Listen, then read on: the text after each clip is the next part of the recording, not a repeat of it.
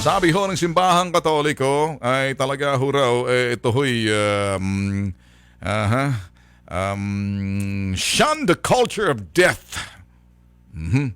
Ito daw ho'y kaya daw ho yung sinasabi like sagot ho lang kay Digong doon sa pagpahayag ho ni Digong na magiging madugo ito'y gera na to sa droga at kriminalidad.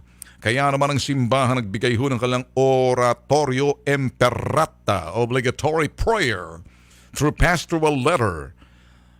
Ito ho'y babasahin daw ho sa lahat ho ng mga simbahang Katolika. Ang panawagan ho sa lahat ho ng mga kanilang mga sumusunod ho, mga Katoliko, na yun hong bigyan ng kahalagahan ang buhay ng tao at ibasura yung sinasabing kultura na pagpatay. Alin bang mahalaga sa inyo? Yung buhay ng mga nabubuhay pa o buhay ng mga pumapatay at walang kakwenta-kwenta? Kaya nga tama siguro ipakasal ang simbahang Katolika at saka Commission on Human Rights. Sige, pagtanggol niyo pa yung mga sinasabi. Paano? Alam niyo ho kasi ako, pasyensya na ho kayo.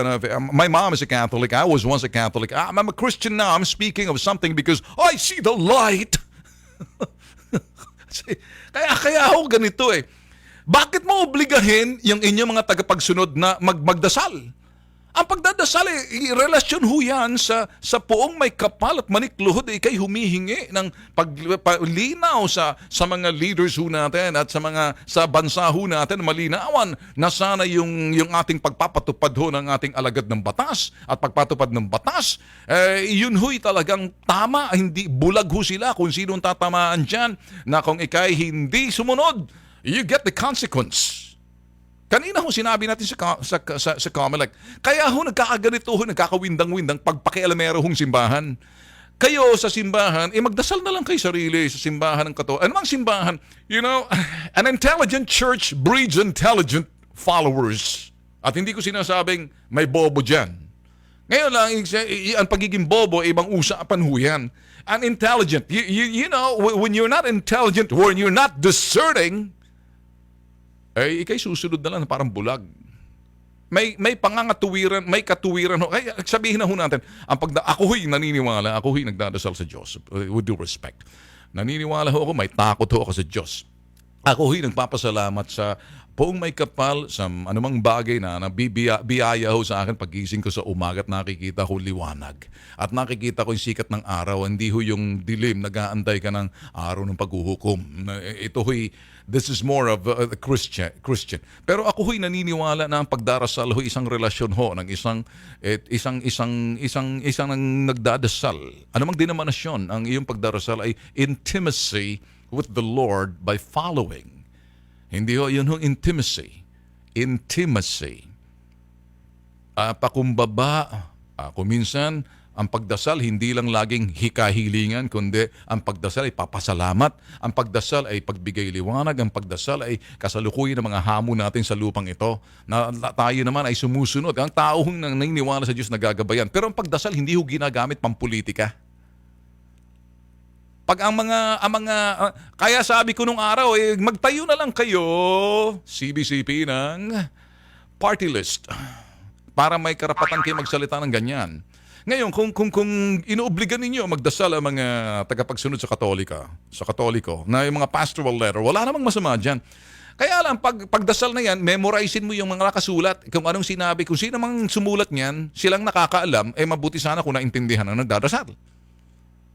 Ako naniniwala, ang relasyon mo, diretso ko sa Diyos, magdasal ka. At pagdasal mo, panalangin mo na talagang taus-pusong pagbibigay linaw sa mga leaders at kapayapaan, katahimikan, kalusugan, at yung sinasabi natin, yung bayan at bansa, leaders, sa tahanan ho natin na mag-uumpisa doon ho sa mga magulang at doon ho sa mga magulang nagtatrabaho sa gobyerno ho yan. Mayroon ho silang panampalataya na sinusunod. Kaya yun ho. Pero wag nating obligahin eh. Kaya ako ho naniniwala, wag daw yung sinasabing mga, ano bang ibig sabihin nito?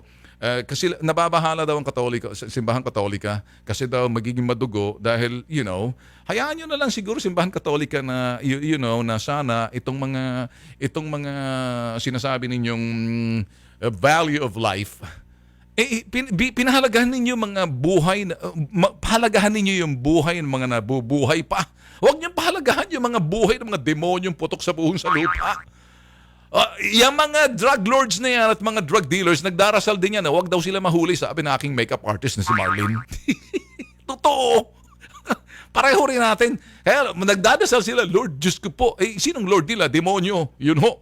Ngayon, ito naman sa atin, magdarasal, ang dapat ang pagdasal, bigyan nyo ho ng talino, sigla, lakas ng loob at liwanag yung aming mga leaders na kapag tapatupad ng batas. Yan ho'y batas sa lupa yan eh. Iba ho yung batas ng langit, iba ho yung batas ng Diyos sa batas ng tao. Ang batas ng tao ay gobyerno ho yan. Kung pagpapatupad niya ay tama, pagdasal natin. Pero wag naman yung ipagdasal na parang ewan. Tapos memorizein mo, memorize.